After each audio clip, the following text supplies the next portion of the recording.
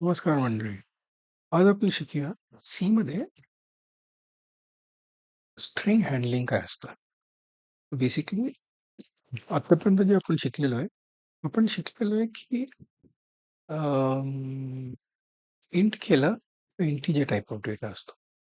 Float केलं तर float काय टाईप ऑफ डेटा असतो. फ्लोट म्हणजे नंबर विथ डेसिमल प्लेसेस आणि कॅर केलं तर सिंगल कॅरेक्टर डेटा असतो म्हणजे ABCD. पण आपल्याकडे जेव्हा आपण डेटा बघतो तेव्हा फक्त सिंगल कॅरेक्टर नसतं ना. आपल्याकडे सगळ्यांची नावं असतात. तुमचं नाव, माझं नाव, कॉम्प्युटरचं नाव, क्लासचं नाव, आई वडिलांचं नाव, रस्त्याचे नाव, प्रेसिडेंट, प्राईम मिनिस्टर, कोणाची नाव, सगळ्यांची नावं is not single letter. Let's say मला स्ट्रिंग टाइप ऑफ डेटा बनवायचा आहे. So that is called string type of data. We say care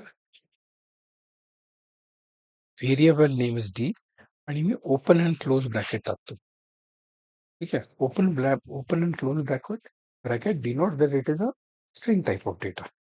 ठीक आहे. So it will hold many values in it, many characters in it.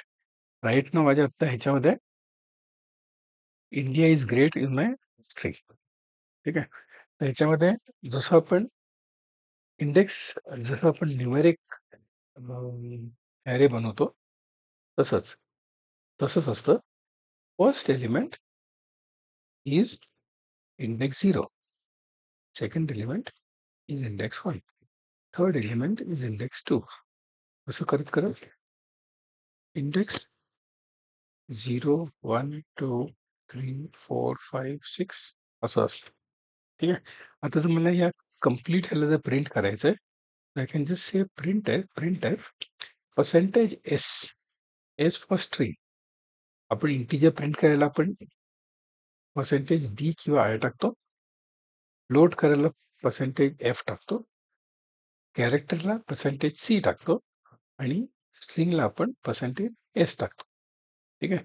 So हे percentage S केलं आणि नुसतं D टाकलं तर तो आपल्याला फुल स्ट्रिंग प्रिंट करून देईल. तो इंडिया इज ग्रेट प्रिंट करेल. लेट्स से मला त्याच्यामधलं एक कॅरेक्टर प्रिंट करायचं आहे. So if I say D reference to, तो मला इकडे टी प्रिंट करेल. ठीक आहे.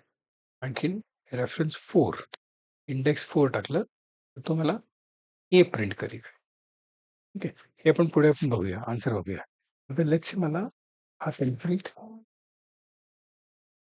ॲरे प्रिंट करायची आहे, पण मला प्रत्येक कॅरेक्टरला मला वेगळ्या वेगळ्या लाईनवरती प्रिंट करायचं आहे.